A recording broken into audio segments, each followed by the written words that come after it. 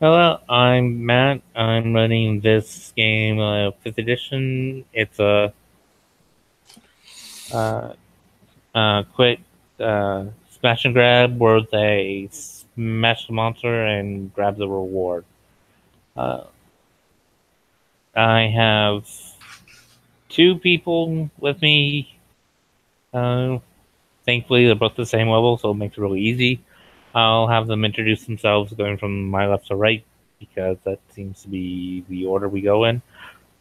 Mainly because in Google Hangouts, your picture, your portrait always on the right, so everyone else is always to the left of you. So it's just easier to keep track who talks in bigger groups. So it's gonna start with Jared. Hey, how's it going, guys? My name is Jared. I'm playing the character Issarak. I'm a monk. I'm gonna be flying around as my bird race, trying to wreak havoc. And then got Matt number two next to him. Hello, everybody. I'm Matthew number two. I will be playing Nyx, who is a stout halfling wizard who is trying to reach through the ether and monkey with people's dice rolls. Yeah. Okay. So, it's a normal day in Illuma. The previous day, a bunch of people left to go get a shard. Uh, they left in a flaming chariot heading to the east. Yeah. Yeah. Um, there's it's relatively slow day. Uh, Now that Magic come back, well, it's never. Not that Magic left. It's now that adventurers can more readily use their magic, more tactically smart creatures are hiding their movement, so there's not really there. There's not any uh, uh, big game going on, so it's relatively slow. Like there are still some other small things, mainly stuff that the guard can't or won't handle. This uh, the task you guys are uh, given is actually one of those things. It's um, a simple task. A farmer has something living in its barn. Is living in his barn, and he needs you guys to uh, get rid of whatever's in there.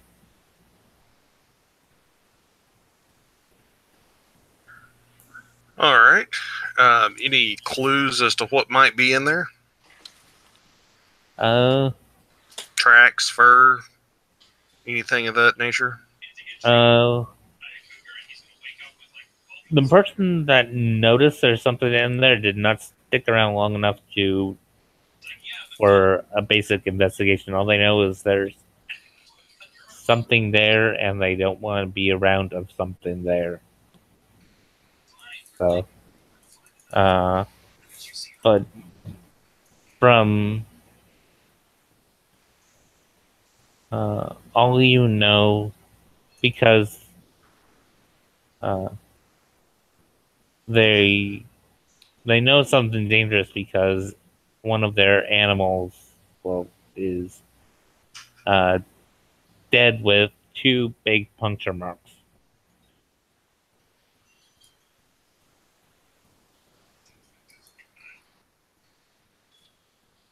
Okay. Um, Not that I have a large compendium of knowledge, but I do have the researcher feat. Would I be able to do some quick research to kind of get an idea of what we're going up against? You have to do a day of researching. Well, that is not going to cut it. We should just go kill it. Are we around the correct area for it? Mind you, there's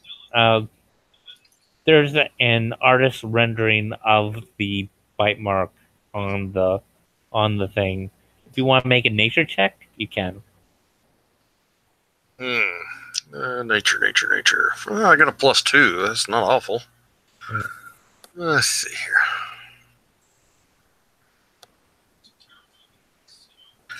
Well, that's a natural 1, so I'm going to re-roll that. So that's 17 + 2 is 19. Yeah. Well, when you think 2 puncture mark, you people tend to think snake because of the incisors, but based on how the spacing and how it seems to have been the way they described how the animal looked, you think it's not snake, more spider. Not snake or spider? No, it's not a snake, more of a More spider. of a spider. Gotcha. Okay. Spider is actually where my brain went instantly anyway. Things creep me out. Alrighty. Well, considering the bite mark, you think that spider is about as big as you stand tall. Well, that's actually not that impressive because I'm kind of short. I'm only 3 foot. All right. Well, Issarak, you want to go check this out?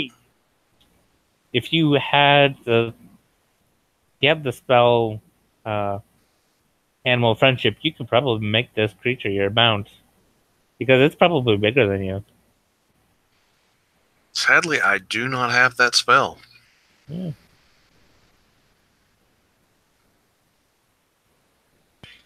No, I'm down. Let's do it. Ha! I was wondering when that was going to happen. Yeah. So,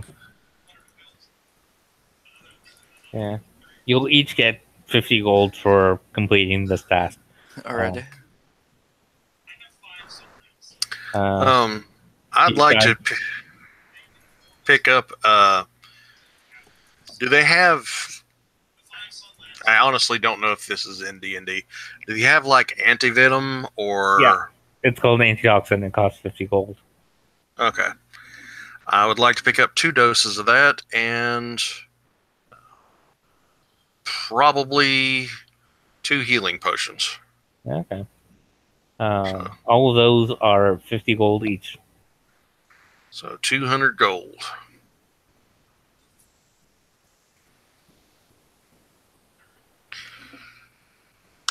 Doop. That leaves me 60. But also puts me up to 5 healing potions. Do any toxins.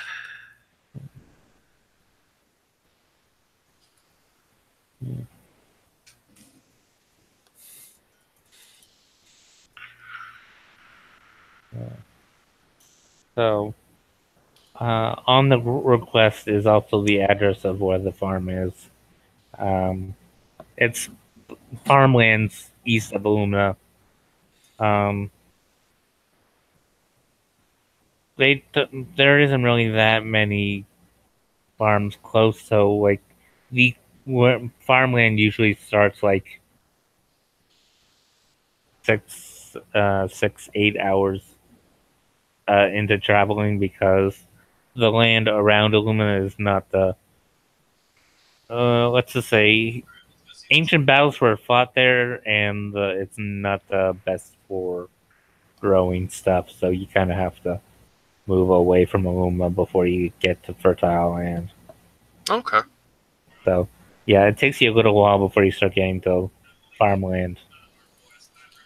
But yeah, um, but there are farms all the way from here to Endotrion. There's a lot of farms. It's mainly because down south is mostly mountain and forest, so this is the really only area, and you can't really do much farming up north because you start getting to those mountains, and you can only do certain types of things in that kind of agriculture. But not to say there aren't farms up north. It's just difficult to find good patches, wide patches of land. So, most of Aluma's farming is to the east. Okay. So, so, but yeah, you're given address and lot, and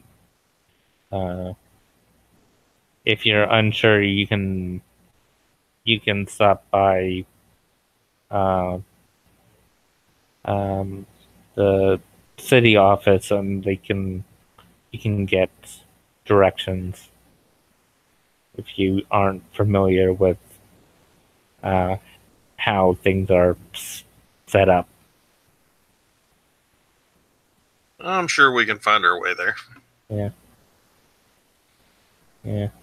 Like there's just the one big road that goes from Illumina Endodron, and once you get into certain lots, there'll be small, um, unmade roads that you assume that they use for carting goods to city. So I'm going to get horses from, or are you just going to ride the bird? Oh, Israk, you up for a piggyback ride?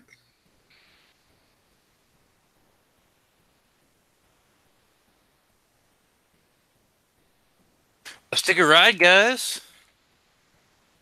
Sounds like I'm flying to friendly skies. Yeah.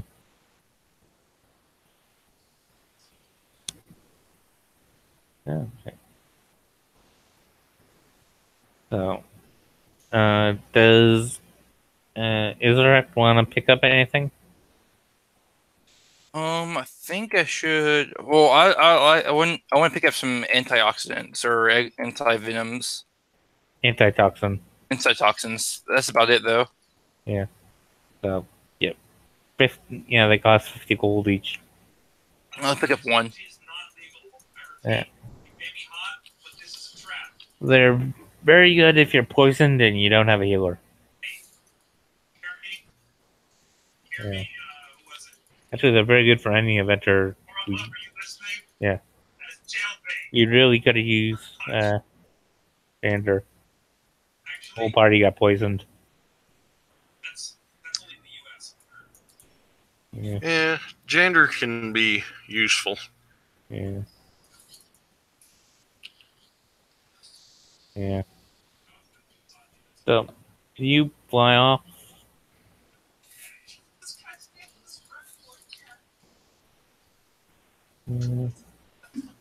It's because flying it's naturally shorter travel time than land traveling. What normally would have took you to the evening into the evening, you guys will you probably left around maybe 1 or 2 in the afternoon, and you got in by flying. You got there around uh, 8 or 9. So sun's going down, but you would have got there into the night if you traveled by land.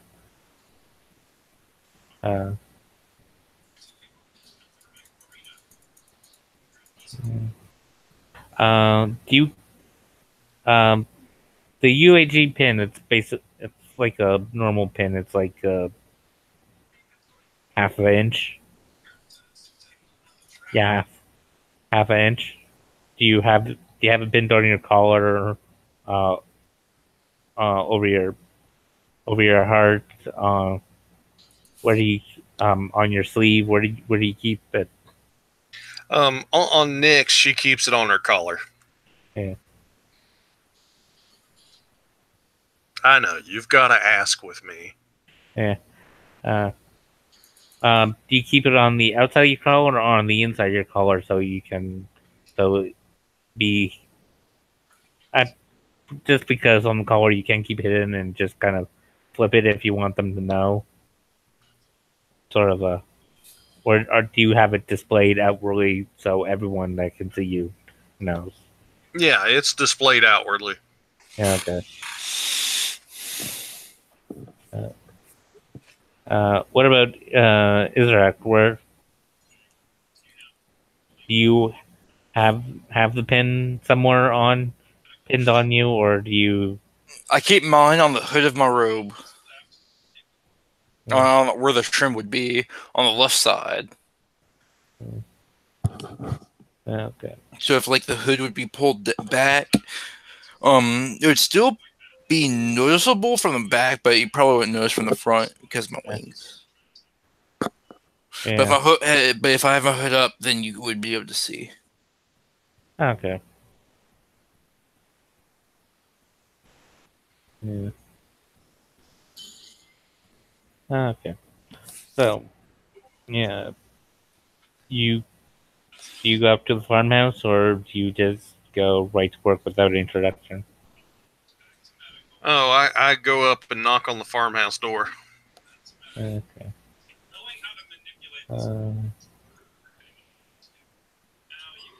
Do either of you have dark vision? I do not. I can cast light. Okay. Yeah. So yeah, it's dark out. You have very dim light from the stars. It's because it's newly into night, but there isn't really a sun there to give you light. So Okay. it is dark, but it's not like middle of the night dark. It's the kind of dark blue kind of dark, not the black kind of dark. Yeah. Yeah. So I would cast light on my fist, I guess. yeah. Okay. Yeah. So you go up to the door and knock. Yes. Okay. A woman, an older woman, answers the door. Uh, hello. How can we help you? Yes, we were sent by the UAG to help solve a creature problem that you seem to be having. Do you show her the writ? Yeah. Okay. Yeah. Yeah. You guys came quick. We only submitted that yesterday. Didn't think it would go through that quickly. I know the reward isn't that uh, of best for adventures, but it's really all we can muster, especially since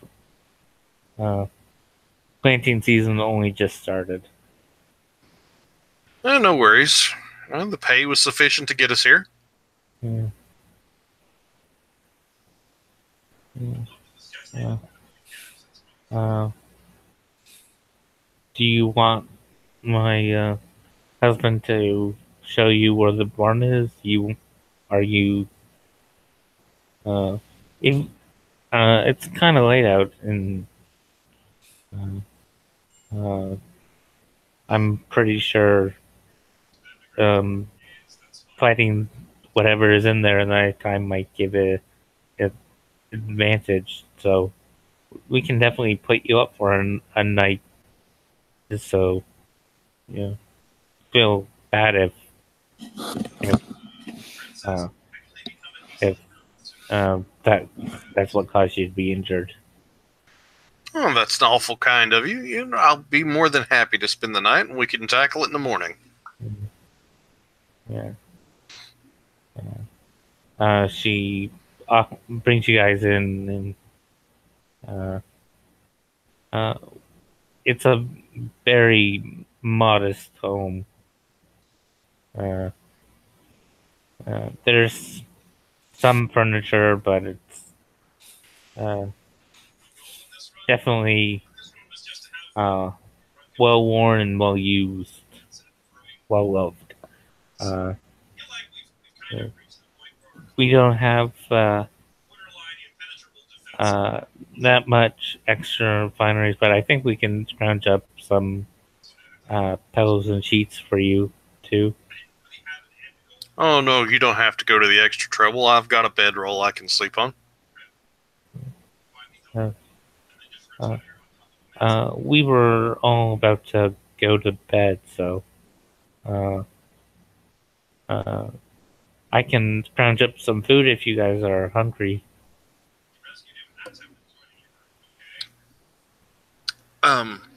I'm good. I had a chance to nibble on some rations on the way over.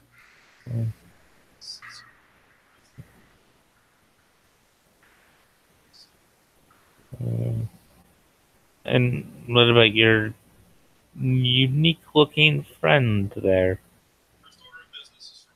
Yeah, yes, Iraq here. I'm not sure. Are you hungry, my friend? The things around the garden will be plenty for me.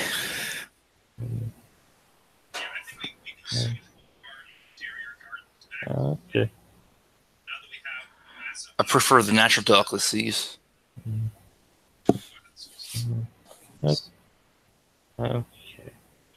Uh, uh, well, if you guys get cold, don't be afraid to start a fire in the fireplace. All right. Thank you for your kindness. Yeah. Yeah. It's Thank much you. appreciated. And heads upstairs. Yeah.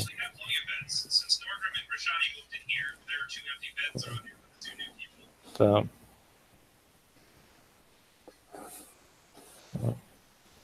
you guys are just gonna pull out your bedrolls and sleep?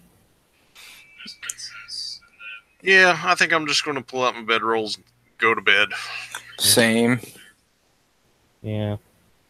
Yeah, you just pull them out and just get some open space on the floor and just lie down and sleep. You wake up to movement. It's sunlight barely breaking through the holes that are supposed to be windows. Not that many farmers can afford to get glass panes. So, but they do have small fabric drapes, but they just don't. They just don't have any glass. It's a hole with drapes, basically. Okay. Yeah, that's mostly what farmers have, and some of the buildings in Luma. But even though glass isn't like high tier expensive, for some families it can be, a luxury expense. Well, I mean, we're making basically more on this one little quest than most people make in a day Yeah, or a week. yeah. But it's also like 50 times dangerous than a normal person's work. That's true.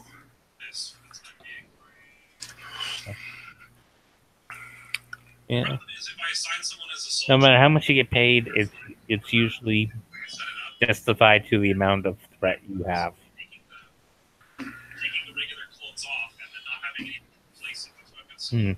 So we're it's woken up to some stirring in the house, and there's because daylight creeping in. yeah, they're farmers, so they're up at dawn. So you can hear all the movement around. They're trying their best not to disturb you guys, but it's not that big of a place, and you guys are kind of in the middle of their living room. So, Well, I will get up and start stowing my gear. okay. The woman comes up to you and greets you. Good morning. Good morning, cotton lady. Good morning. She'll offer to make you guys breakfast as well. Well, that would be very pleasant. Thank you. No eggs for me.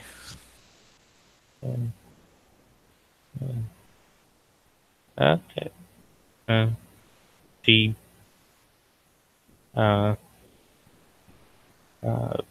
invites you into the kitchen, and she within a few minutes, you guys get some very modest-looking plates and silverware in front of you, full of a plate of potato, eggs. Well, Nix gets eggs, Ericus doesn't, and some slabs of pig meat. Thin slabs of pig meat. It's not bacon, but it's bacon-esque because bacon isn't a thing at this point. It's hog jaws. Yeah. Yeah. I eat everything but the things that resemble eggs. Well, you didn't get eggs. You just got the potatoes and meat. Yeah, let's scriff that shiz down. Yeah. Nick's got sunny side up eggs. Or fried eggs, however you want. I feel a little offended that you're eating those, sir. Madam? Nick's is a girl. Madam. Well, they're not Aarakocra eggs. Well, those might be delicious. Whoa, there's a lot more offense that I feel now than before. Maybe this is better left unsaid. I'm just pulling your wing. My if wing it is. offends you, I won't eat eggs. No, eat what you enjoy, but I shall pay no attention to it.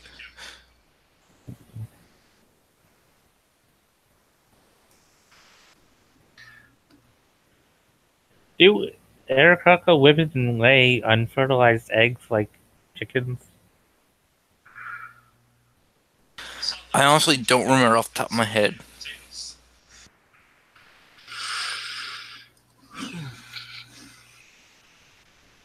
Yeah. Oh. That's a question for Google later. Yeah. So, yeah. You guys are well rested, well fed, and there's a barn out there that has a big spider that needs to be killed. Alright, you goes first. Considering you have more health than the level 2 wizard, assumably, you would be the stronger one. Alrighty, do we fly up to the roof of the barn, and then we can, like, detach a panel off the roof of the barn and have an advantage? You realize there's a reason why there's a spell called Spider Climb. Yes, but we can infiltrate from somewhere that he may not expect, I guess. I don't know. Maybe we need to split up, possibly. Spiders normally make their web up high. So if you start at the roof, you're more than likely to be very close to it. Do you know a fire spell? I do know a fire spell. Or Remember, it's also in someone else's barn. Yes. yeah, damn it. They probably should let me be the tactician here.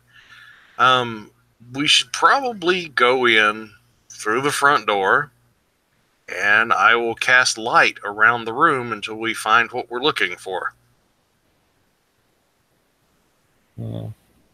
Remember, light is a touch spell, so whatever you use, you have to touch it first. Yes, but I figured I'd pick up some dung on the way in and just turn it to light and toss it around the room. Or you could find... Is there like a light radius for it, wherever you touch? He has to touch the object, but that object gives off 40 feet of light, I think. Well, he could touch some. He could touch some of my arrows, and then I could shoot those off around the room for like lamps. But he can only make one thing light up at a time. I see. Yeah. Yeah, it is a 20-foot radius of bright light and a 20-foot radius of dim light. So yes, 40 feet of light. Yeah. Which I'm assuming this barn's probably not that large. So it's about, I'd say about 60 feet back and 20-25 feet tall. So a 40-foot radius would, or that would cover 80 feet. Yeah, these are not industrial farmers. They kind of have a barn just big enough to handle the land they have. Yeah, that's why I was assuming it wasn't going to be too big. Yeah. Yeah.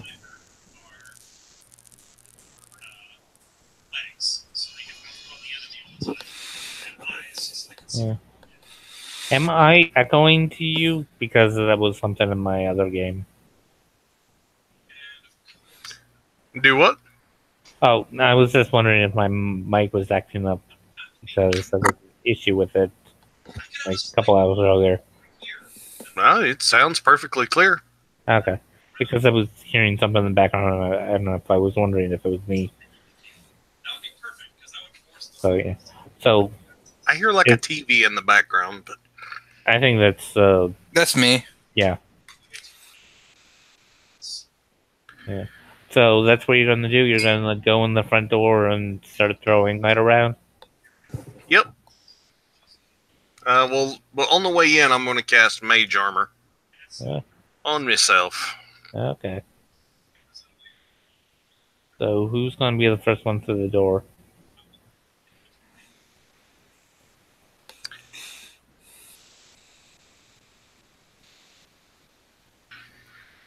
Well, I think I should, I guess. Well, you probably have double the amount of hit points that I have.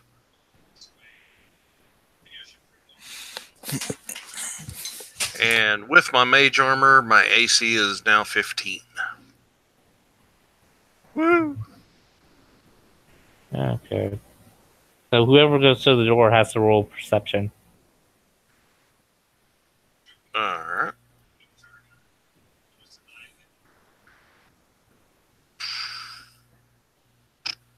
And so if you say what you rolled, that means you're the first one going through. So, is there since you were the declared one, what did you roll on perception? And your perception is D20 plus wisdom, and if you're proficient, your proficiency. Okay.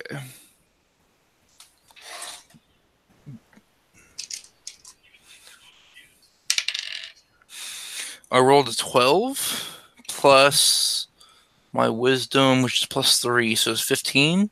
Okay. Yeah.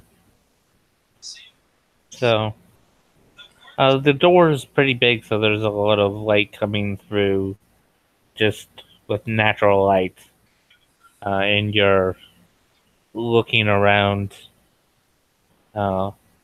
looking up. You do see the telltale webbing up there, but yeah, there's a spider in here, but you don't really notice. What details the proficiency? Uh, did you take perception as a skill, or did you get it as a background? Oh, okay, I got you. Because when you start out, your class allows you to choose 2 skills, and your background automatically gives you 2 skills because what you do as your background would give you those things. Because Yeah. Okay, I understand. I got it now. yeah, essentially that's how gaining skills through background is because they're associated with that action. I mean that type of lifestyle. That's why Outlanders always get athletics and are the survival and athletics because uh, you know that's what they use being Outlander people. So stuff like that, and so what skills did you take with your monk? I got Arcana, Athletics, History, and Insight on my proficiencies. Okay.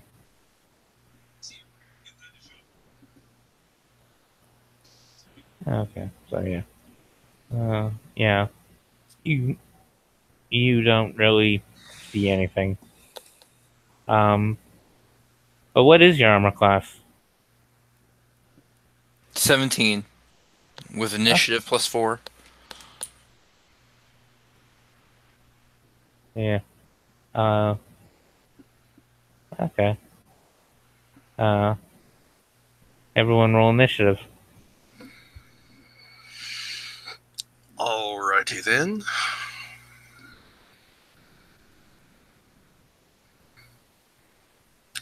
Ew. I'm pretty sure whatever you rolled, I rolled worse. I rolled 18. I rolled a 3. Okay, you did not roll worse than me. Question. Yeah. Can I use my portent roll to change that? No, it has to be an action you can see. Okay. Wasn't sure. But now I know. Yeah. Alright. So, 3 plus 5, or plus 2 is 5. Yeah. Yeah. So, uh, yeah.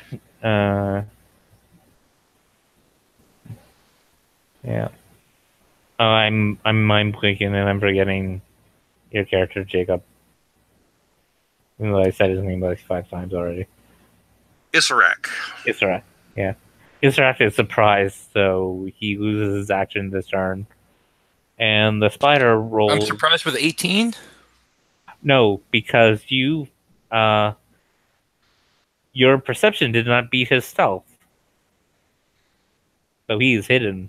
So he surprised you because I see. so you are surprised. You use your turn to get over your surprise. And his attack, which because he was hidden, Nyx can't see, so she can't use her portent on it. Got a 20 to hit. All right, I'm auto downed. It that didn't do any damage. It wasn't an offensive attack. It was a web attack. Okay. You were restrained, so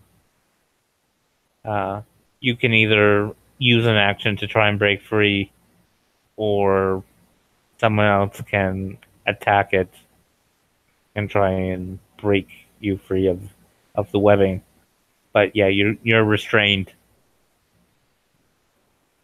Okay, and that skips my turn, so it's Nyx's turn. Yeah, that's its turn. It only gets one action, so it did that.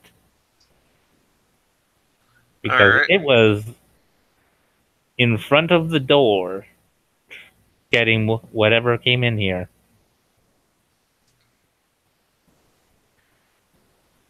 Alright, so You would have had to look directly straight up to see it. And you did not. You were looking outwards and up. You didn't. You looked at the 40-degree, but you didn't look at the 90. So yeah, you were surprised, technically. So it's back to the top of the round with uh,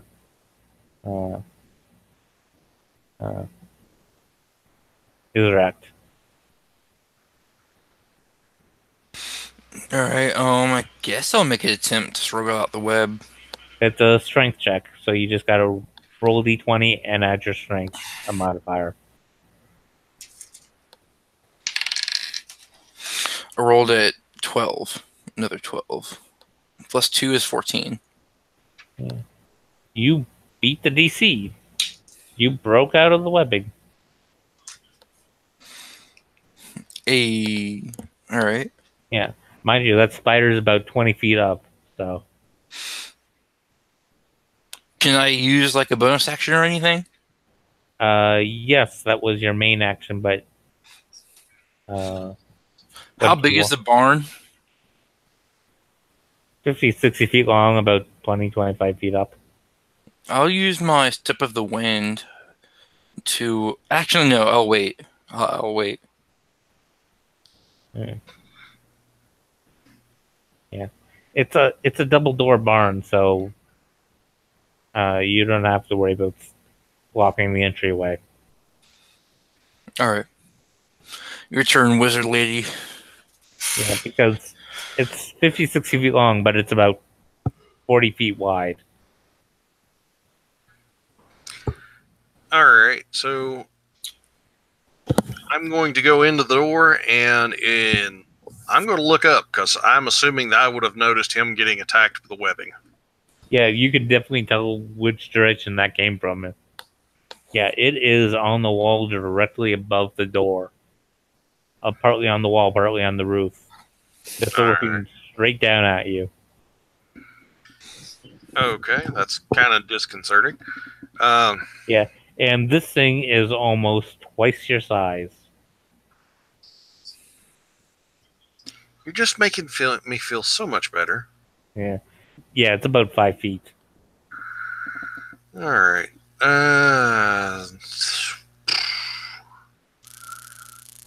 Yeah. Alright, well, Ray of Frost. Yeah. Pull up, I believe. Actually, also roll a perception. Alright. And there's... Alright, I rolled a 9. Can I replace that with the, one of my other rolls? Yeah, I believe so. You can use it to replace the skill. Or does it just say attacks? Let me read real quick. Let's see. That is Wizard. I'm consulting the almighty PDF. Alright.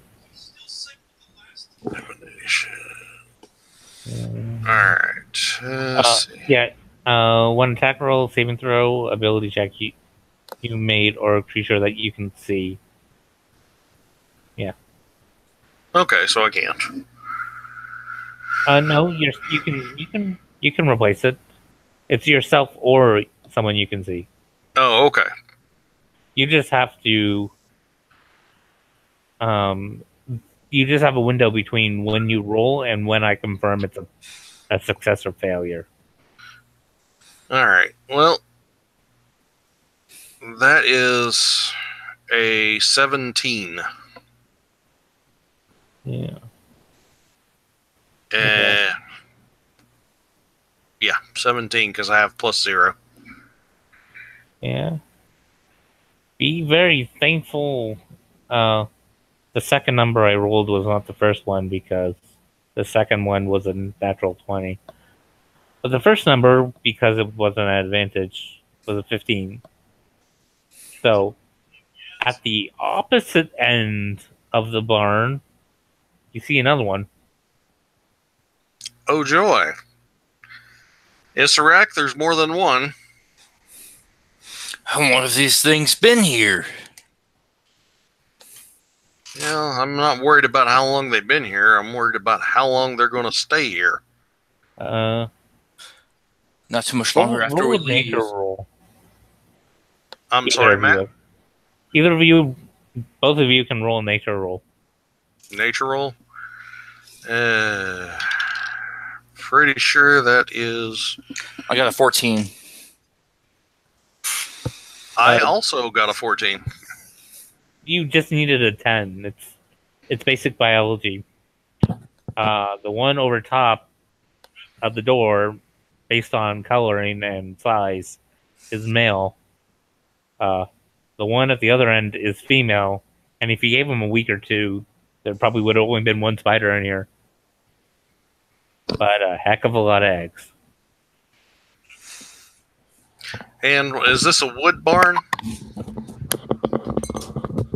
Stone base, but wood. No. I'm pretty sure you've seen barns from the 1900s. They have a stone base, but then they have wood on top of it. Yeah. Okay. All right. So yeah, Ray of Frost. Yeah. That is going to be a 17 to hit. You hit. All right. That's a D8. Yeah. All right. So it's 7 points of damage, and his movement is slow for 10 feet until my next turn. Mm. Okay.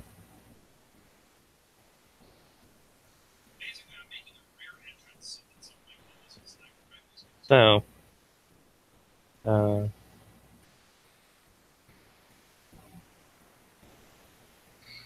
think we skipped the spider because the spider was between you two, and it didn't get its because. Okay. Well, we'll just put it here now before we go back to the top of the round. Okay. Yeah. Spider moves 20 feet down because it has a speed of 30, using its full movement, and it's going to try and bite the bird. And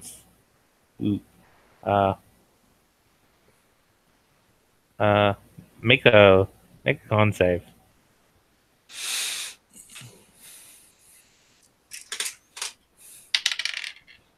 I rolled a 15. Okay. So you took half of that. So in total, you take 12 points of damage. Can I use patient defense? Use a key point to dodge the attack?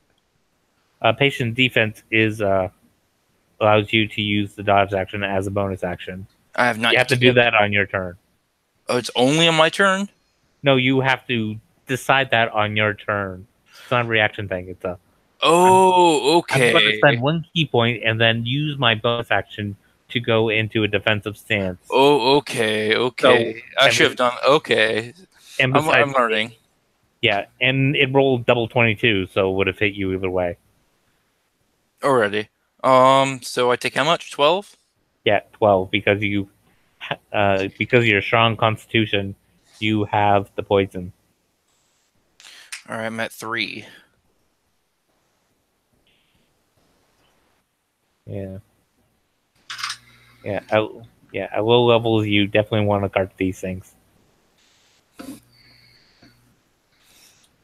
I definitely thought the patient defense was a reactive type of thing. No.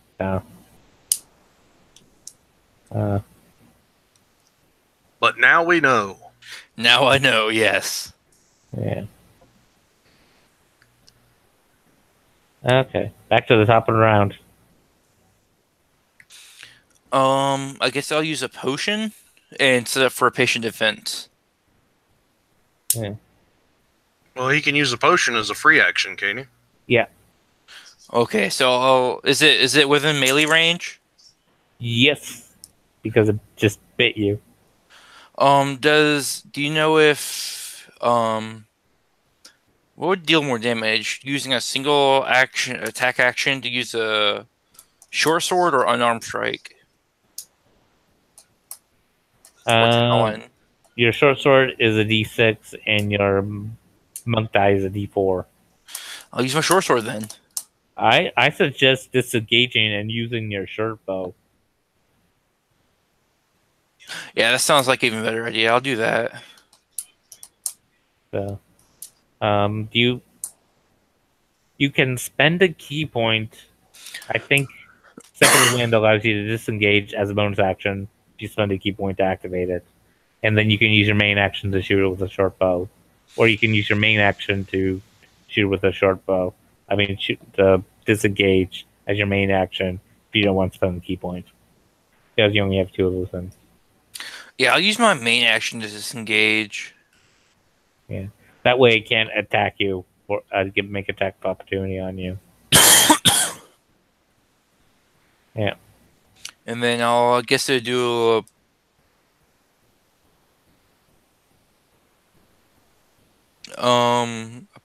a patient defense, just in case I'll stay in front of the wizard and do a patient defense for a defensive stance. Well, if you disengage, you have to move away from the barn, which means you have to move away from Nyx.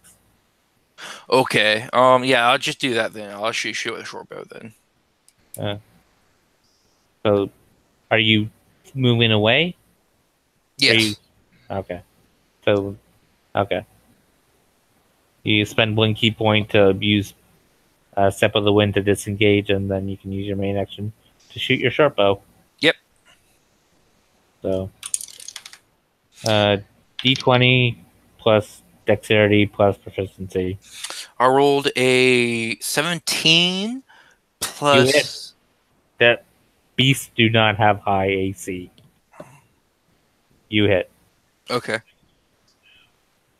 And then roll for damage? Yep.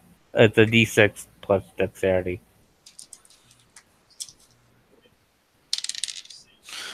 I rolled a 6 on my damage.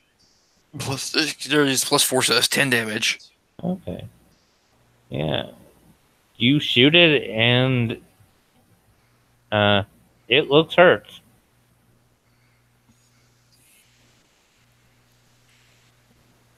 Yeah. It's now the spider's turn. And it comes into the doorway to attack the closest enemy.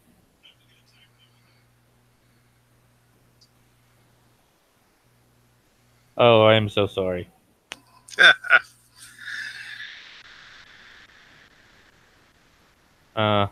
Roll Constitution. Okay.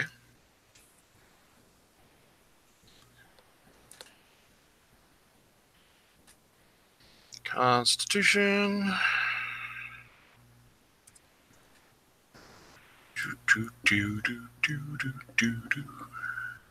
Plus 3.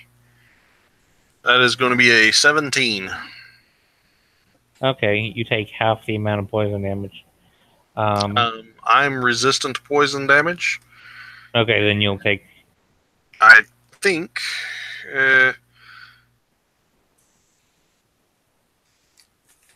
through stout resilience, I think I'm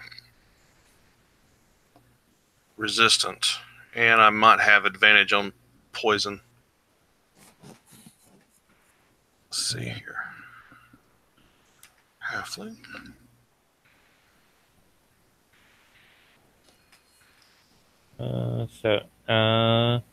You have resistance against poison damage, and you have advantage on saving throw against poison, yeah. Okay.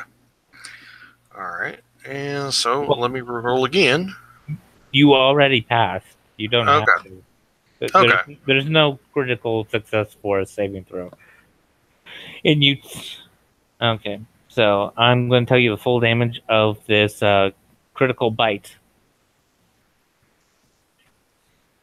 You took 11 points of piercing and 18 points of poison, cut to quarter.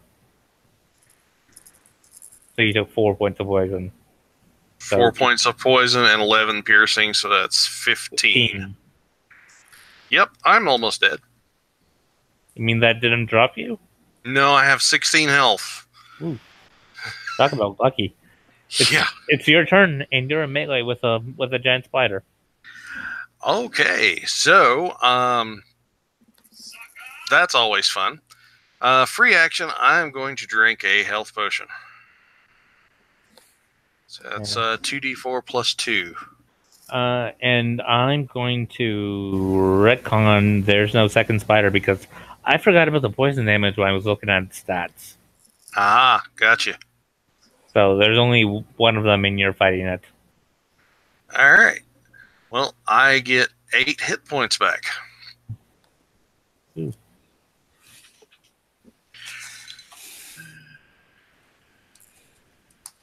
All right. And what do I want to do here?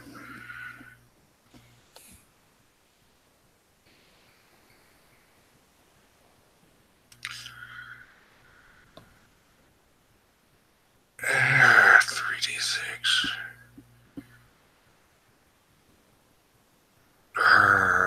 I'm going to cast Burning Hands if I can avoid setting the barn on fire by doing that. Can I position it in such a way it's not going to set the barn on fire? Yeah, because opportunity attacks only occur when you move out of its threat range. If you move around its threat range, it can't attack you because you aren't turning your back on it. So, okay. Yeah, you guys are both in the doorway. You can position yourself so you can shoot flame outward of the barn doors. Yeah, that's what I want to do. And I think there's a save for that. It's a death save. Oh, great. All right, so It rolled a 5. Well, it had to beat a 12, so that's good. Yeah. So it's going to take 3d6 fire damage. Oh. You may be able to kill it. Well, it takes 11 fire damage. You killed it because it only had 9. Phew.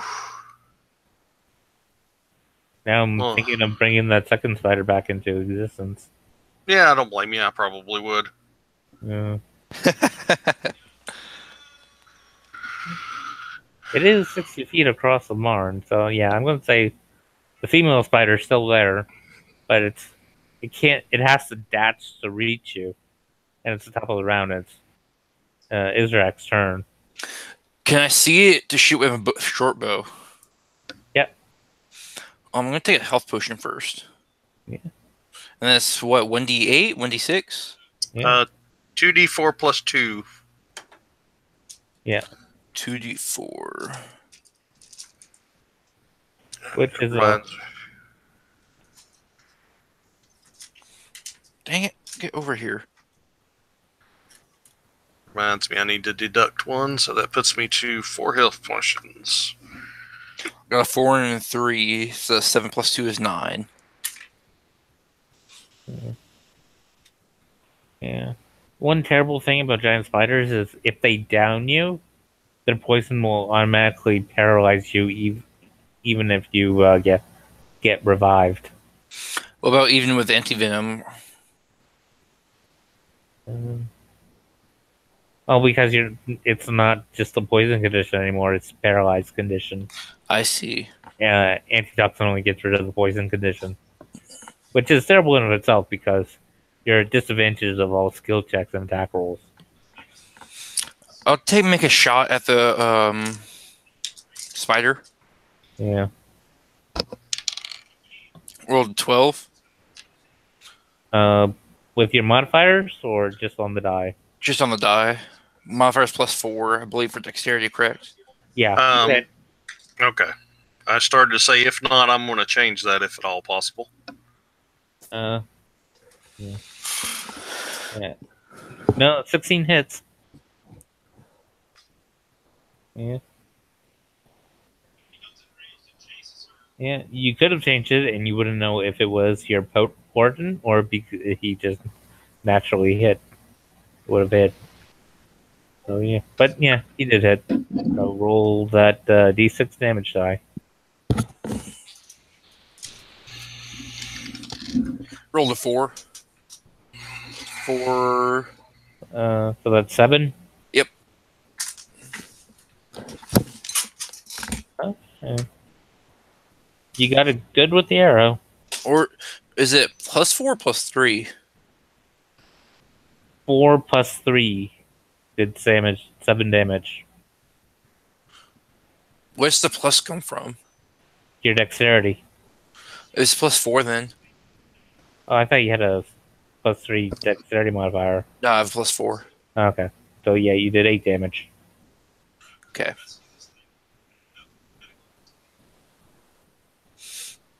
All right, that's then my turn. Yeah. I guess I'll. Nah, I'll just do my turn there. Oh, I'll move a little closer to Nyx, or the mage. I forgot his character's name. yeah. It's gonna move 30 feet towards you, and its back end comes up and shoots something at you. And it misses. Oof, lucky. Yeah. So on the ground beside you is a bunch of webbing. Next to Nyx. Okay. Yeah. Yeah. Rolled a 9. What's really bad is if it had advantage, it would have critically restrained you. That would have been not good. Yeah. So yeah, that's its turn. It moved 30 feet closer and shot web. All right. I am going to. It is my turn, correct? I don't want to be jumping ahead here. Yeah. All right. The spiders are sandwiched between you two. All right. That's what I was thinking. But Yeah, they got a 5 on their initiative. So they just narrowly beat you out. all right. So I am going to use a health potion as a free action. Yeah. All right. And get back to full health. I got back 9 hit points. Puts me to 16. So it's 30 feet away from you. You can definitely back up. I have every intention to. I'm going to take my full movement and back up, which I believe is 25 feet. Yep, because you got small little legs.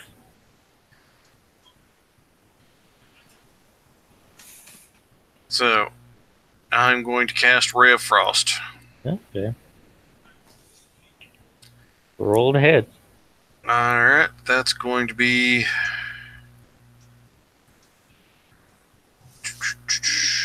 20 to hit. That hits. That is 3 frost damage, and it will slow its movement by 10 feet until my next turn. Yeah. So, is alright. Yep.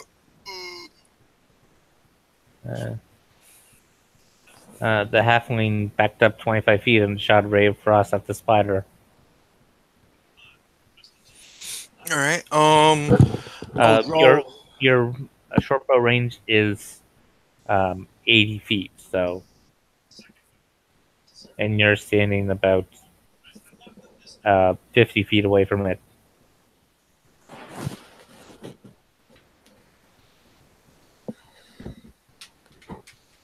So you can back up some more and still be in range to shoot it. without disadvantage. Alrighty, I'll shoot at it, then I'll back up. Okay.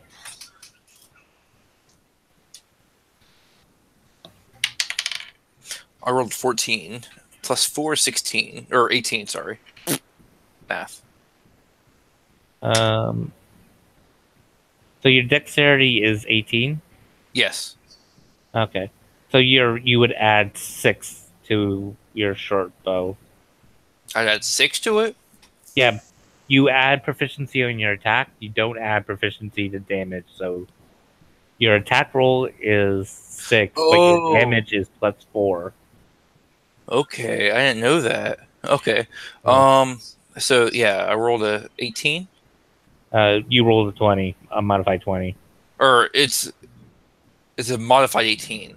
I rolled a 14, 6, 14. Yeah, okay, I modified 20. Yeah. Yeah. Math. So D6 plus 4. Plus 4. I rolled a 5. Okay. So that's 9 damage. You shot another arrow, and it looks like it greatly injured it. And then I take a few steps back. Yeah. So I'm about like 70 feet away. Okay.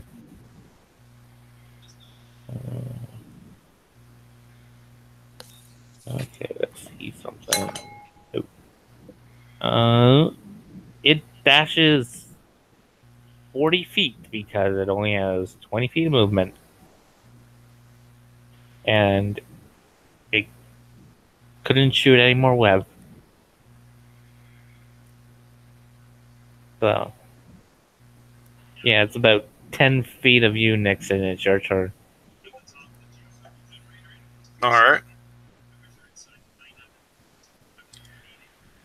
Okay, well, I am going to take my full movement to back up because charging spider that is bigger than me scares the crap out of me. It is definitely bigger than you. And we're going to cast Ray of Frost again. And that's not going to cut it. That's the 9. I'm going to use my whatchamacallit. Portent? Yeah, Portent.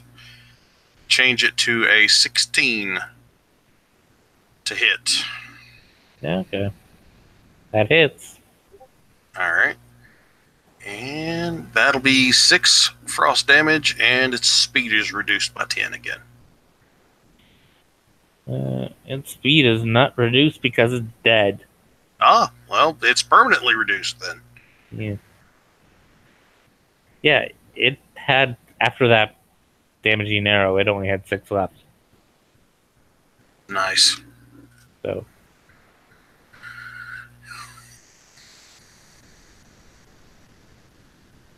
Yeah. So. Yeah.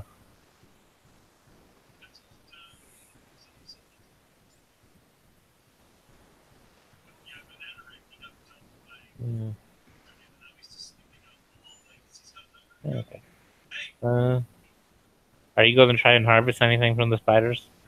I would like to try to harvest some stuff from the spiders. I do happen to believe that there would be somebody in the guild that would be interested in the poison glands.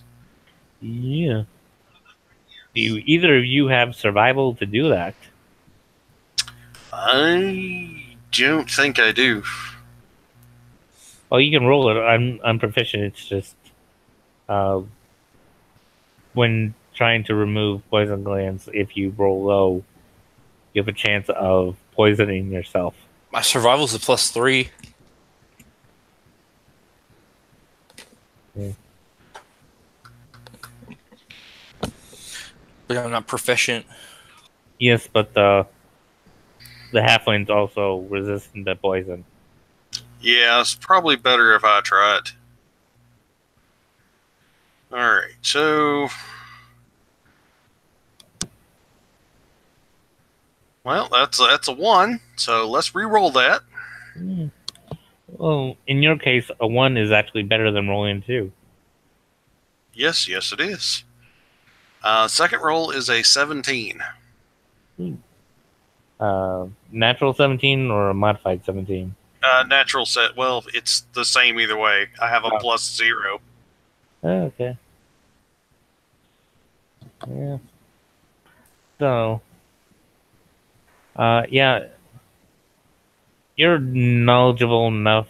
You're able to uh, uh, cut out the gland on both of them. Since the female spider never bit anyone, the gland is still full. Um, oh, yeah. Uh, but the male spider, it's about half full. Okay.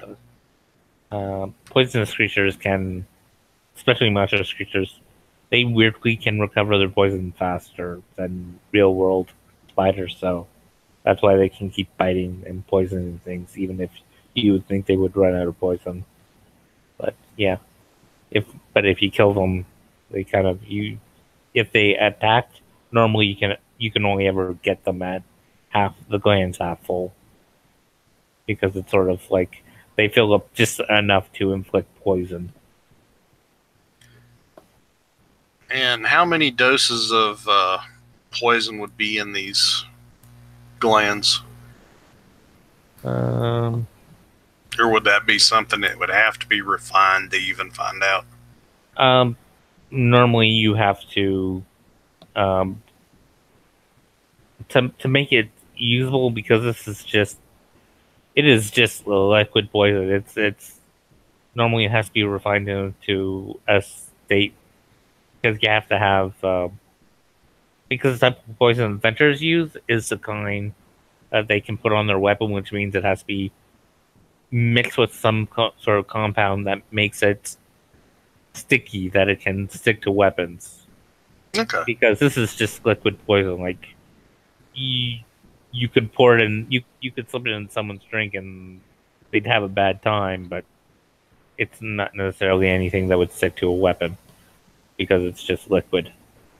So yeah, there is a refining to it. It's poison component at this point. It's not actual poison. Is there like a physical effect if you pour it on like skin or anything? Or is it just only if it's ingested? Yeah, it will burn. Yeah. All right. Like, because yeah, it's still poison. If you get it on your skin, it will hurt you.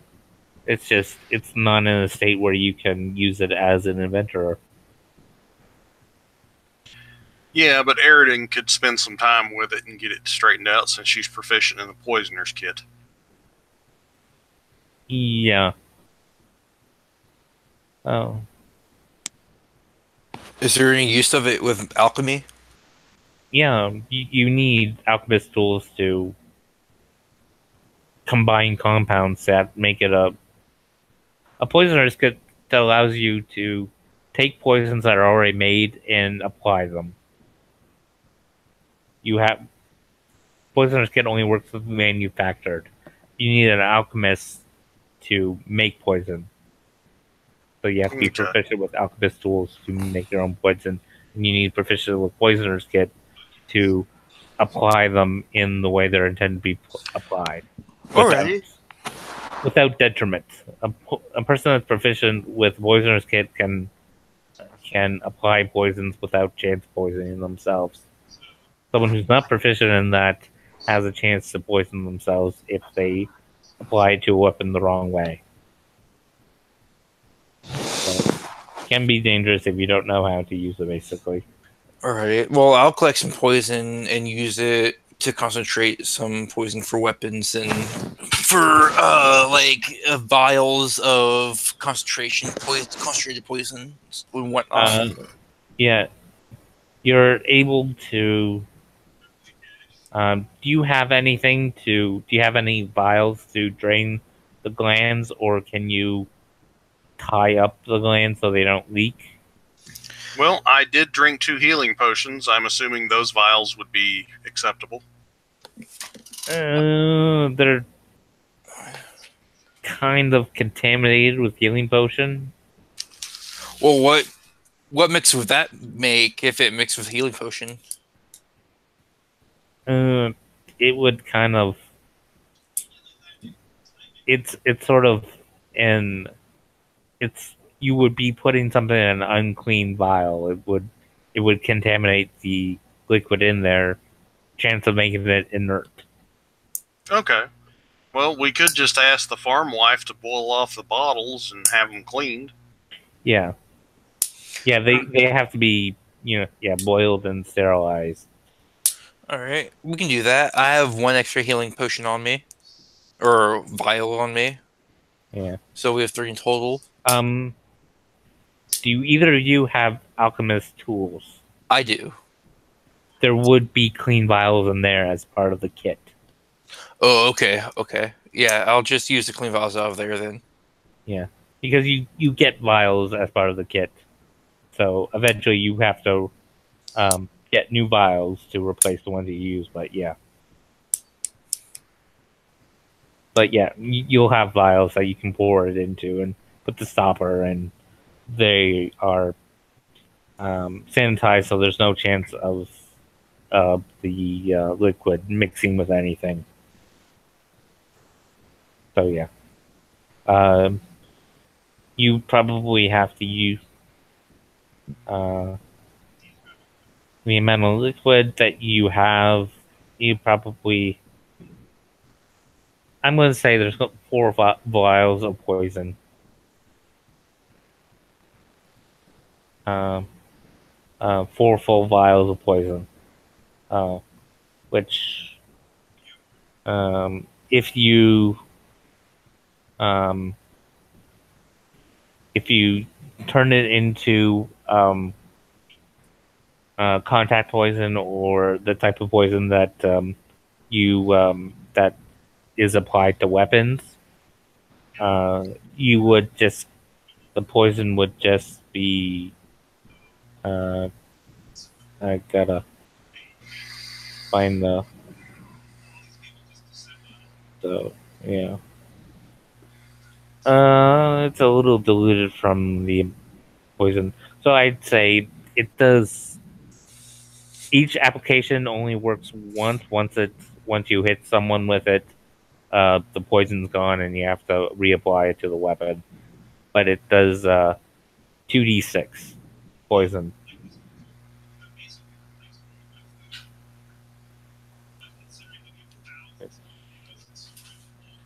For fighting low-level creatures, that's pretty good. But once you get higher up, you'll need stronger poison if that's the way you want to fight. Yeah, that's Eridan's idea, but she unfortunately hasn't had a chance to use any of hers yet. Yeah. How much does the poison vials go into actual poison concentrate? Yeah. Like 1-to-1, 2-to-1. No, you'll lose some of it. So I would say creating the poison out of the 4 vials, you'll get 3 doses. It's not directly losing half, but you basically get it because you have to with how you combine things together. It does concentrate a little. So yeah, so you get 3 doses after going through the process. Alrighty. Alright, we're due after this.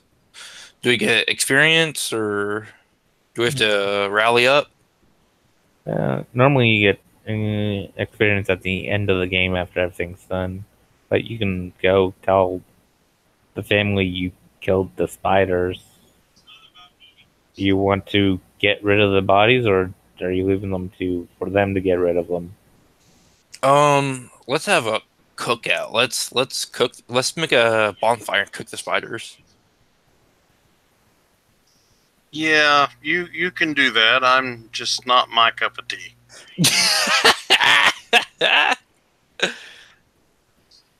What, you're not hungry? I've got some traveling rations. That's fine. Yeah.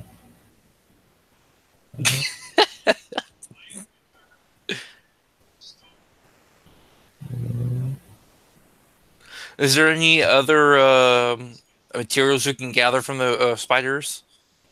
Oh. You can get trophies if you want. Like the only useful thing out of a spider is their poison gland to make some minor poisons. All right. Well, I'll go ahead and clean them up for the farm wife and husband.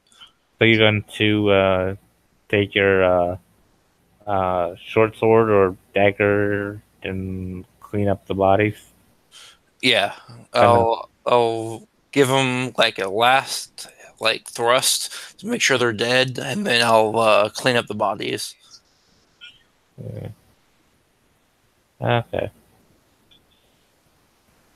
Um, And roll survival. Just because I think that's the closest thing to what you're trying to do. while he's doing that, would it be a good time to take a short rest so I can try to arcane recover a spell? Yeah, there's nothing that's going to attack you. I rolled Unless a you provoke 10 something. Okay. plus 3, so that's 13. Huh? Yeah. I think that'll allow me one spell slot. Yeah. Hey, you're it- you're not the best butcher kind of thing, but it's usable.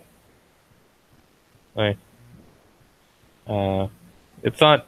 You didn't do a terrible job, but you've seen people do better. And spider is kind of an unusual thing because uh, you're trying to clear away the skin because it's spider skin is not the best thing, so you kind of just want to cook the meat itself, and especially working on spider legs that are like kind of spindly, so they're hard to deal, and you know you end up scraping off some meat and all that, trying to get its skin off. So, but the main body is relatively fine, so the legs aren't the best just because you're new at this and you're not not uh, masterfully knowledgeable of it, so they're okay. That's what I'm trying to get across. Not doing that well at descripting it, but yeah. But the main bodies are relatively fine. You kind of cut in, you get rid of all the guts, get rid of the take out the spindle gland. So there is some uh, silk spindle that you can also, but like, you need to kill like 5 of them to get enough for a piece of clothing. So you do have some like you can turn it into fabric and make like maybe a pair of gloves, something small, if you can get someone to work it for you. But yeah, you clean them up. The inside smell disgusting because rotting guts, but pretty much. How many things of spindle do I have? Well, you have. I'm not quite sure how much fabric you would get out of a. I mean, how much silk you would get out of a giant spider. So I am not sure. Just it's. Do I just say like a minimum amount, like 1? Well, you got. I would assume you got both spiders. You got their how much silk they had produced at that time. It's kind of sticky, but it can be worked into fabric. Not the best quality fabric, but if you want to make some cheap garment that you want to remind you of the kill, you can get it worked. It's just giant spider fabric is not the best quality. But if you want to make a trophy, it's there to do it. So, yeah. All right, now that I know that, I'll go ahead and tell that the father or the wife and Well, husband. you definitely be able to make a headband out of what you collected. Is there any certain abilities that can come out of it, or attunements or anything, or like poison resistance, or You can get it dyed to look really nice. okay, okay,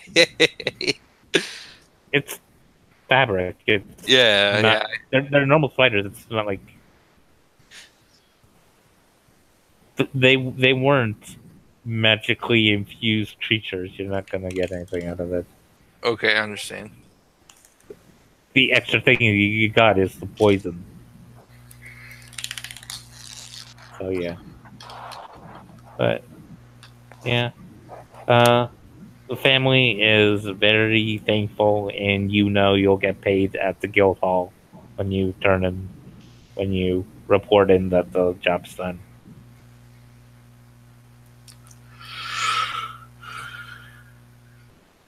Yeah. Well, Issarak, you want to fly us back? Yeah. Let's go! Kaka! Yeah. Okay. So. Okay. You fly back, leaving the two skinned spider carcasses there and the pile of guts on the ground.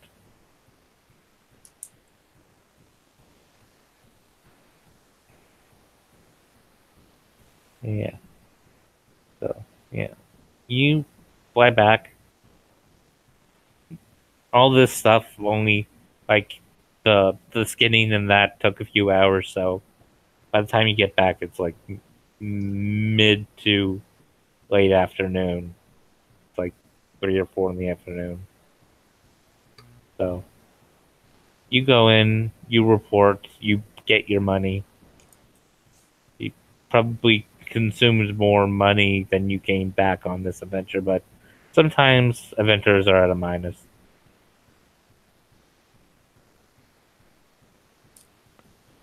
Yeah, I went in the negative, but that's all right.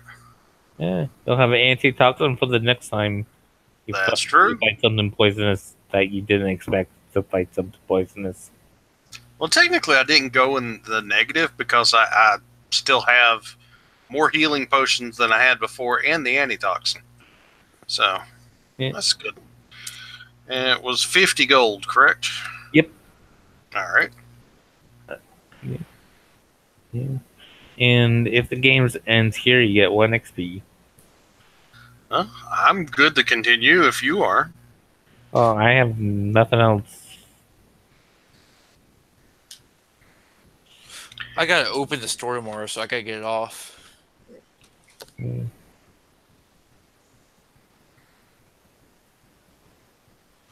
So, like, leaves me with 4 experience in total. No, you should be at 3 XP. 3? Yeah, because you were a level 2 monk. Yeah, 3 XP. There we go. Yeah. So after a long rest, after this game, you'll get, because this XP you get at the end of the session. So after this game is over, you'll level up. Already. And next year, not quite there yet. Nope, Nyx is just at the needs 1 more XP. But I will go ahead and roll my D20 so I have them in preparation for the next time. Yeah. Yeah. So, if you want to keep going, what do you want to do? What does your characters want to do? You just taking down some spiders. So I have a quick question. Yeah. Does D&D does that translate to Magic the Gathering at all? Like within the same universe? No. They have some crossover material with the Unearthed Arcana. Like they took some of their settings and made some stuff available if you wanted to use them in. Um, their all UA stuff is always playtests. Like it's not fully balanced. They just grab the stuff, put it out there, see what sticks. So there is some uh there it's called in the Unearthed Arcana, it's a series called Plane Shift. They take settings from Magic the Gathering and they take some stuff out of there, and then they put D&D stats to races or um, write up things if they're going to make something like if they're if they're making something in a paladin order, they'll do a write up on how that runs, or if they do make a subclass. Like there was one of the plane shifts that had a subclass for sorcerer that was a pyromancer. It was actually a pretty good subclass if you wanted to be a person that specialized in fire magic. I see. Yeah, yeah. So this group of that was Unearthed Arcana stuff. So if you so like any of uh, the plane shift stuff or all the other stuff that they put out, because there's a lot of stuff they put out. But the only thing is, if it makes it into a book, like a lot of the subclass stuff, what that they did for the um, that went into Xanathars, you have to use the Xanathars version because there are some things in the UA that's different than that they changed when they put it into the book. So you always have to use the official thing over the UA. So yeah. Yeah. And I completely forgot to finish writing up uh, the Sun Soul stuff. I got halfway through and got distracted. It's fine, man. Yeah. Since you are at a third level, and do you still want to go Sun Soul? Because I do. Uh, uh,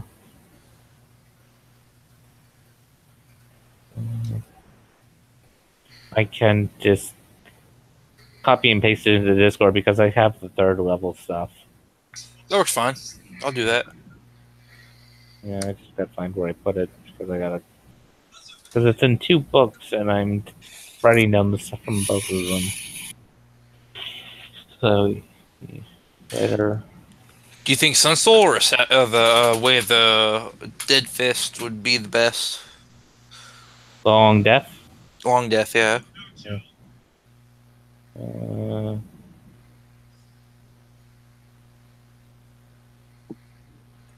Uh, to be fair, I don't think the Long Death is that good of a subclass. All right, I'll stick with Sun Soul. Yeah. And your Dark Arch. Yeah, Dark Archer. Yeah. I'll be right back to use restroom. Okay.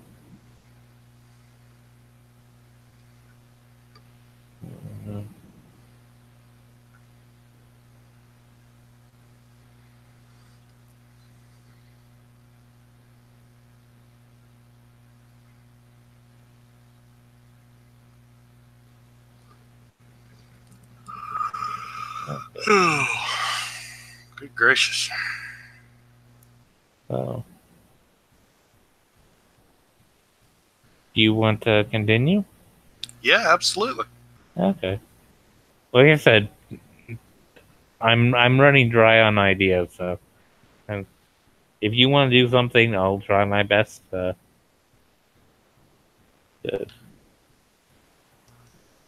because I'm really only good at making encounters. So if you have an idea that I can do something with, and yeah, because I can just keep throwing encounters at you, but if there's something else you want to do, I can definitely try something else. As it stands right now, I'm still trying to fill out what kind of character Nyx is going to be. So I'm honestly not sure how to play her. Yeah.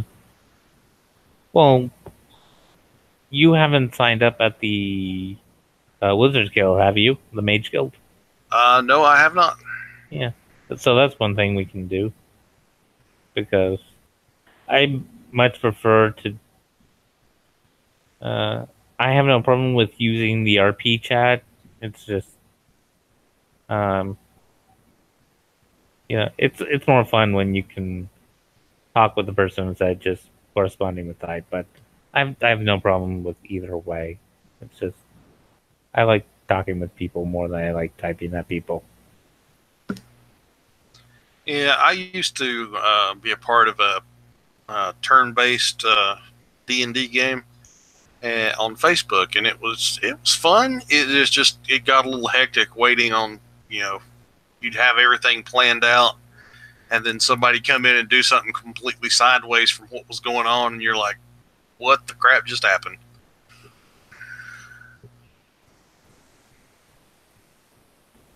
Yeah. Yeah. So, you go to uh, the Mage Guild's place. There's a tower and a building because um it it is partially a school for people for wizards to learn at. It's not a big place, but you know it's definitely big enough because it, yeah, especially you would definitely know about the chaos magic, and um, this place is definitely more empty than it has been in the last few years, and for the last because of well, they're there to learn magic and they can't do magic, so yeah. But there are still some people around that uh, believe that the great defenders of Illumina will get rid of it. So there are still students and there are some teachers, but yeah. Uh, so you, uh, yeah, you go up there. Uh,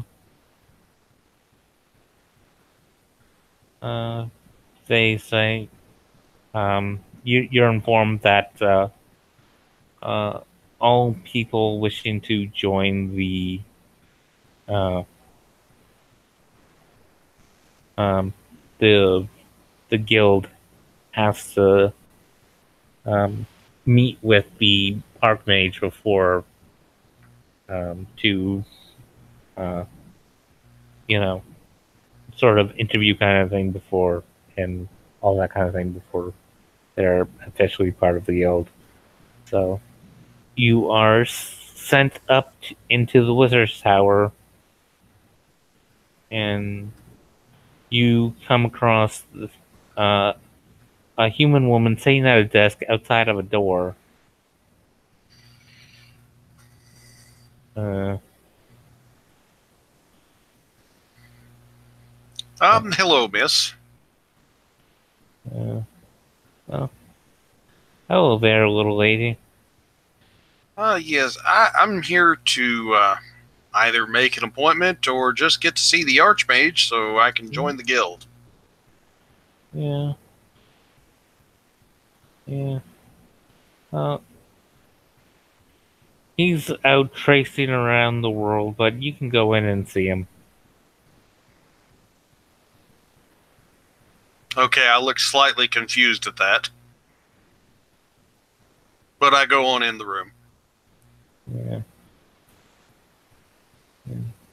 Uh, you. Would your character be around the guild hall a couple days ago when the group of adventurers left in the flaming chariot to go get the shard from the volcano? Yeah, I would say so. Yeah. When you go in there and you see one of the people that left in the flaming chariot. Back so soon? No, I am not. Oh, well, if you've got this ugly looking brother of yours running around taking your place. Yeah. No. He still hasn't. The Archmage still hasn't returned from doing an adventure in a faraway land. Can't really say hush hush.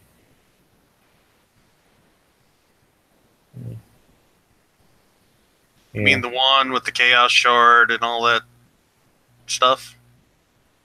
Oh, so you know, so I can talk about it. Yeah. Yeah. It's not that great of a secret. Oh. You never know who's going to try and slip in there, who's trying to do some try and take the shards and do bad things with them.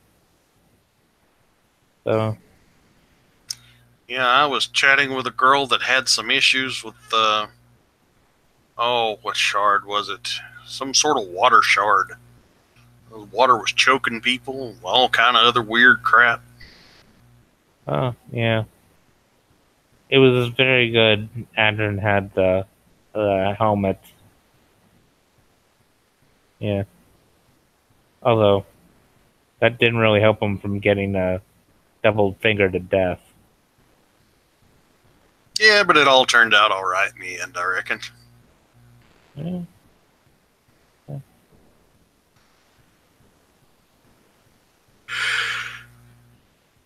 Oh, yeah. I'm standing here. So, I take it you're a UAG member? Yes, just recently joined. Yeah. Okay. Oh. Yeah.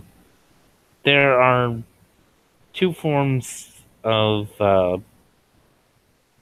membership up here. There's the students, which uh, the amount of money you have to pay is a bit higher because you're being taught magic directly and it's a daily thing. And there's the adventure that's basically you have access to the public part of the Wizards Guild library, which I'm sure you have heard of the dragon attacking the Wizards Guild when it was taking the vault. So we're slowly recovering books. Luckily, the dragon did not destroy the private library, but there's a reason why it's private, so you can't exactly allow those books to be publicly used. But, All right, I'm back. yeah, it's hard to, you gotta find all those self-published wizard books on minute little subjects that are always kind of hard to replace because there's there's like 100 on one aspect of 100 different books on one aspect of magic. So it's kind of hard to find when you have to refill a library. It's pretty hard to just try and pick and choose what kind of books you want to buy first. Yeah, it makes sense. But it's gradually growing back, and we're trying to diverse the fields of magic that we gather in books, so no one feels left out. Although we're kind of, yeah, then we're kind of not grabbing the necromantic ones as fast because, even though that there are maybe one or two positives with that, it's kind of, from the older times, it's still a little taboo, but there's, it's not illegal, but it's still a little creepy. Yeah, I've met a couple of paladins that would frown on. Yeah. So, there is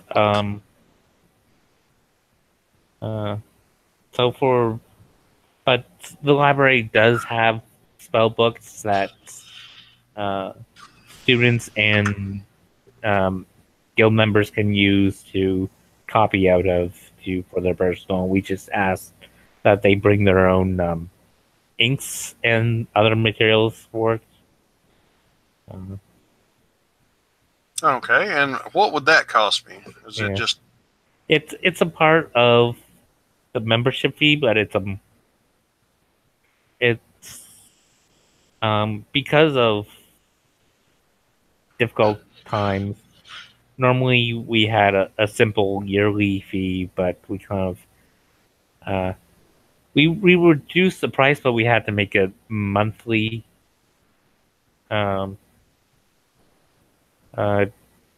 Just because we're still on a recovering phase, and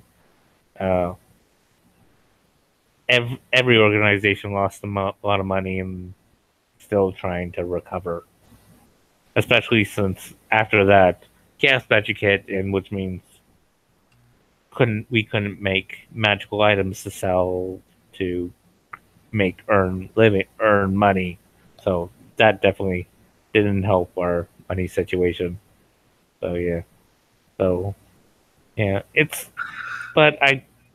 This is mainly just for, we had to do this just for the adventures.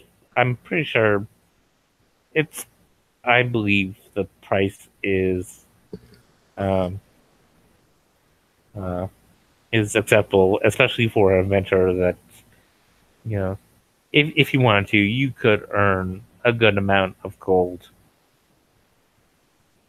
So we don't believe that this is asking too much, and you have free access to a lot of spells, especially all the beginner spells, because every time the Archmage learns a new spell, he automatically copies it down into the books, so they're always updated. Well, that's always kind of it. Yeah. So, yeah.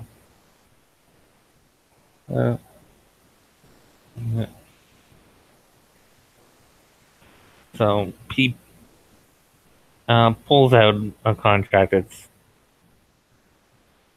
sort of like saying that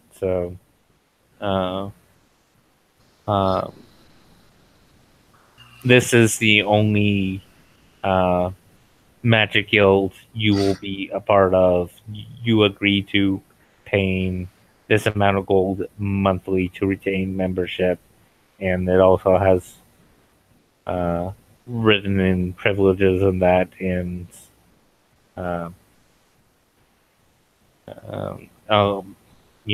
access to the library, training field. You can if you can talk with teachers and that if you have questions about spells or magic or something. So, yeah, there's uh, there's two pieces of parchment, but they're both the same. It's basically one your copy, one their copy, because they don't have carbon paper here. All right. So it's basically you have to sign twice. And what's the cost per month? Yeah, it's 5 gold per month. It's Oh yeah. yeah. Well, it's the same amount the Entertainers Guild ask of their people. So, and uh, yeah. we also get a lot of donations from the city because um, they require magical help, and we get private donations as well that supplement. So we don't have to ask too much of the members. That's good. I'll go ahead and sign. Yeah. Okay. Yeah.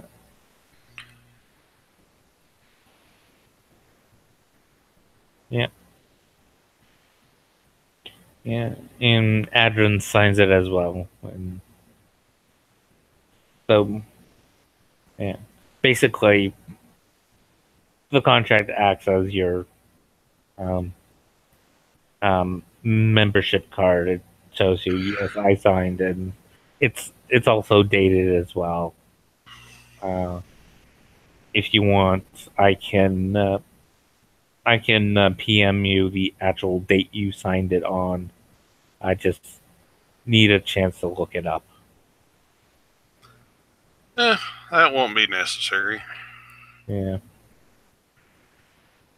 Yeah. So, yeah. So you're, yeah. Uh, yeah. Yeah. All all payments are made through Cassandra. Uh, uh, the most beautiful secretary there ever is. She was quite cute. Yeah. You hear from the hallway. He has to say that because he's marrying me. Oh. Well, I guess congratulations are in order then. Yeah. Would mean more if it's actually from him and not his copy.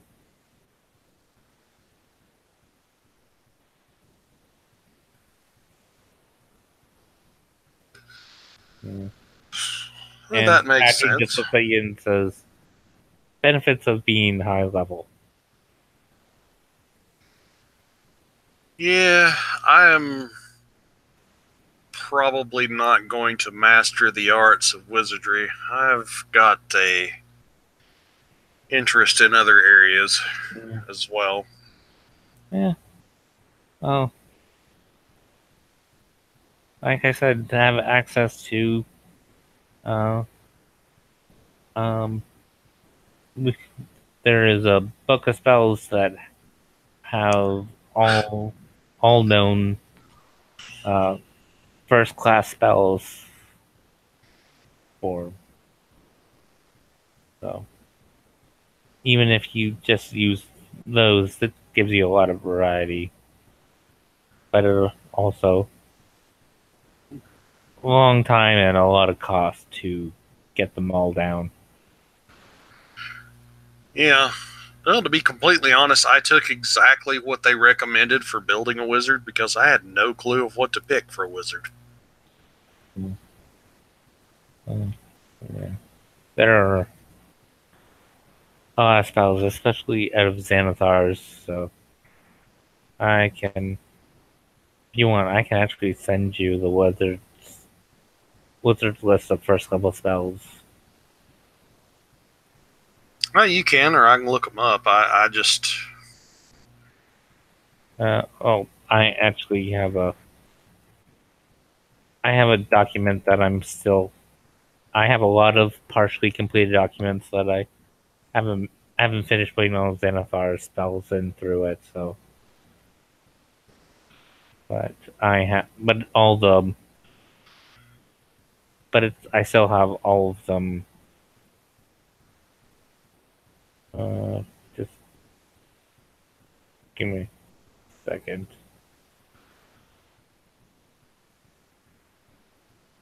Yeah, there. Make that a little bit more readable. So yeah, that's all the first level wizard spells. So I have a question real quick. Yeah. So like, I'm trying to plan out my max characters build. And so if I went like 1 rogue and 2 barbarian, could I go stealth, then go in rage, and then do like a sneak attack stunning strike? Or are those 2 different bonus actions? How much strength do you have? 15 starting. Okay.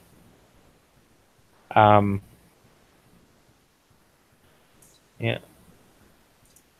So if you go barbarian, you can only the barbarian's abilities only work when you attack with a strength-based attack.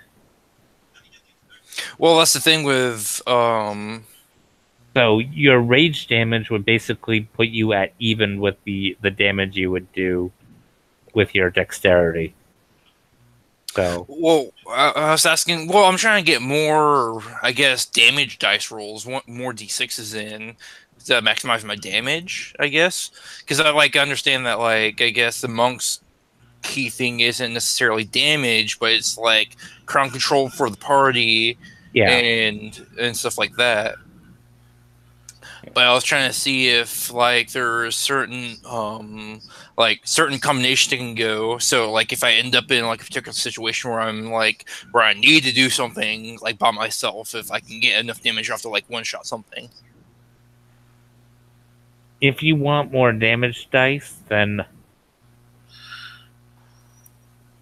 what's your charisma modifier? Sadly, my charisma is pretty low on Mr. Martyr. On Ixrax, it's only 10. Okay.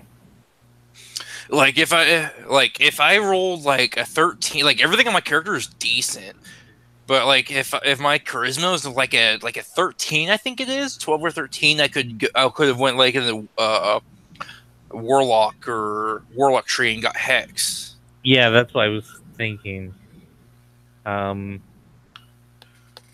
But I would say if you can't go warlock, I would say the best thing to maximize your damage would actually be 1 level in rogue. If you still want to hit 13th in, 17th in the monk, I would say 1 in rogue to get that d6 sneak attack, and 2 in ranger, so you can get Hunter's Mark. That will add another d6 to every attack you make. Oh, I didn't know that. I didn't know it would make an extra d6 every attack I make. Excuse me. So would that stack with the in-game Sun Souls ability to where it makes us orbs? It doesn't do separate hit. I mean, it doesn't do separate. What's it called? No. Yeah. Hunter's Mark. It adds damage onto whatever attack you did. It's so. The only thing is, I might be weapon only. That's the only thing. It would have to be weapon damage. I'm just going to Look at that now. Only hunters. Thin range. Guns. You deal extra d6 damage to the target whenever you hit. Yeah. Weapon attack. So yeah, Hunter's Mark actually wouldn't work. You'd only get that d6 for the hacks. So does going in reach with the Warbrain only work with melee attacks? Yes, you have to strength-based attack. All right, so Because their class is strength-based, you would only the rage damage only works when you use a strength attack. An attack using your strength modifier. Then you get, because you're in rage, you got the adrenaline going, your muscles are pumped up. So if you brute force something, you get extra damage. It all right, doesn't gotcha. only work with the finesse of a monk. All right, so what if I go? So since I don't get that many feats, I can give myself plenty of charisma points, correct? Yeah. I'll only get max of like 2 feats on this character, I believe. Sadly, Yeah. which would be you Grappler would and get, Silverberlian Magic, or whatever it's called. yeah, because with that build you're going with, you would only get 4 ASIs. So if you use 2 of those 4 ASIs to bump your charisma, you can bump take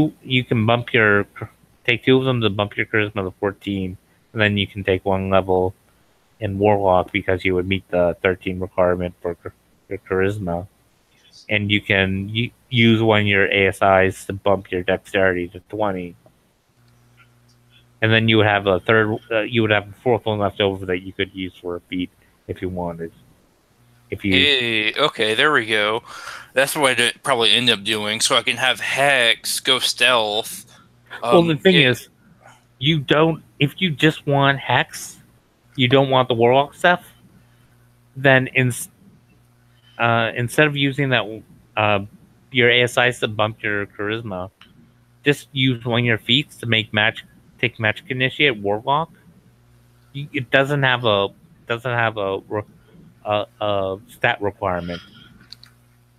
It does use your charisma, but it doesn't have a requirement on it. So you would get cantrips from that class and 1 spell that you can use per long rest, which basically equals this. The only difference between that and a first level Warlock is Warlocks get their spell slots on a short rest, where you would only be able to hex once for long rest. But you wouldn't have to take those ASIs to bump your charisma to multi-class.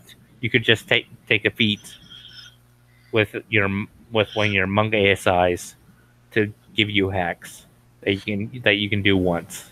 Oh, I see. Well, like that's the thing that confuses me. Feat is something is like a mechanic that still confuses me, just because I'm not sure if D&D Beyond does it correctly.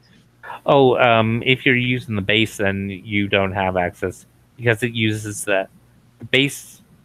The base D&D Beyond uses the SRD, which doesn't have everything. And in feats, it doesn't have any feats, and it wants you to buy. It wants you to go into the D&D Beyond store and buy the Player's Handbook. It gives you access to everything in the Player's Handbook, which means it'll give you. But one thing I like is if you just want certain things, you can buy certain things at a reduced price, and then if you want to buy more things, you can. It will automatically reduce the price because you already have it. Like if you just buy feats, and then later on you buy the whole thing, you'll buy it at a reduced price because you already bought feats. So if you just want to buy feats to have access to all the feats in the Player's Handbook, you can do that. But it wants you to buy money to buy the resource because the SRD that they give out for free is bare bones. Like it doesn't have all the spells. It doesn't have any of the feats. It doesn't even have all the subclasses. Oh, I see. Okay, that's one thing that's confusing me here a little bit because like Yeah. I guess I've been kind of like there's a glass ceiling on how I could max my character out with having limited feats like I could act like physically see, I suppose. Yeah, because they want you to buy the stuff, so they're like, yeah.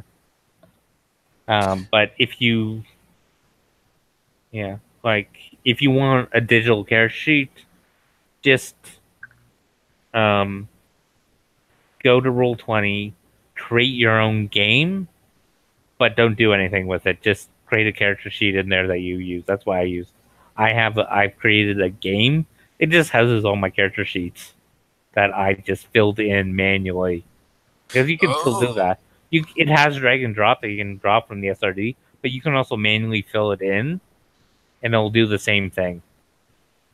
thank you, man. I appreciate it.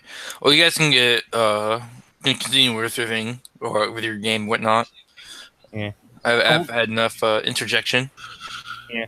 No, we were finished. Nix was just signing up to get access to the Wizards Guild stuff. Yeah, So, just trying to see what I have access to. yeah. How much does it cost to copy a spell? Since you're a divination wizard, you get those at half cost, but for first level, it takes 2 hours to copy and 50 gold. Okay. And then it's uh, double that for a second, triple that for a third, quadruple that for a fourth, and so on and so forth. If this goes off the way it's theoretically supposed to, But like comprehend languages, you can, or detect magic, you can copy those for. It takes 1 hour and 25 gold because it reduces everything by half. Because you are naturally good at divination, so you can pick up the spell a lot faster. can you ritual cast comprehend languages? Yes, you can. That's what the star means. That's what I thought it meant, but I just wasn't sure. Yeah, yeah, yeah. Everything star is a ritual spell. All right. Well, in that case, I will go ahead and take the time to copy down comprehend languages and detect magic. The good thing about ritual casting as a wizard is you don't have to have the spell prepared. Every other class that has ritual casting, you have to have the spell prepared. With wizards, you just have to have access to your spell book. Okay. Yeah, so that would be 2 hours and 50 gold, correct? No, comprehend language is divination. You're a divination wizard.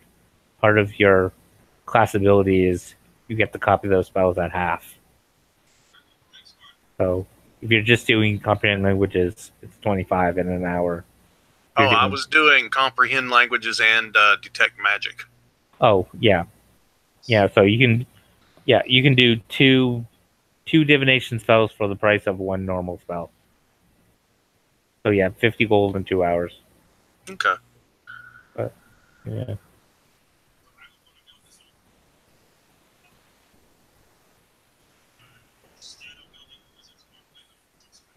Yeah.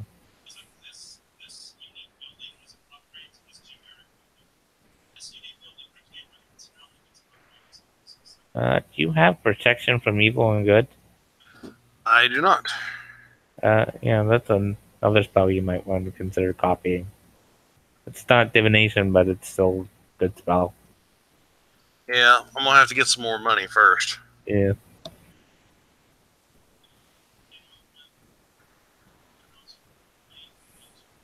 Yeah. First level spells have a lot of really good utility.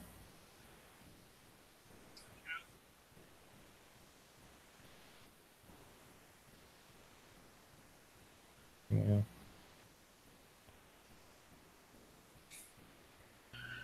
So yeah. Okay. So, I don't really have anything else. So, and I have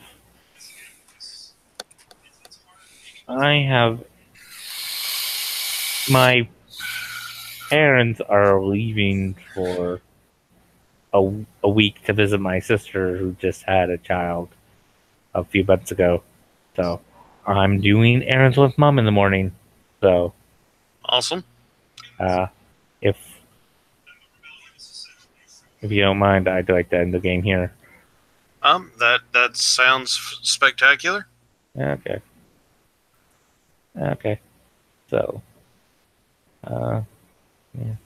So ending the broadcast.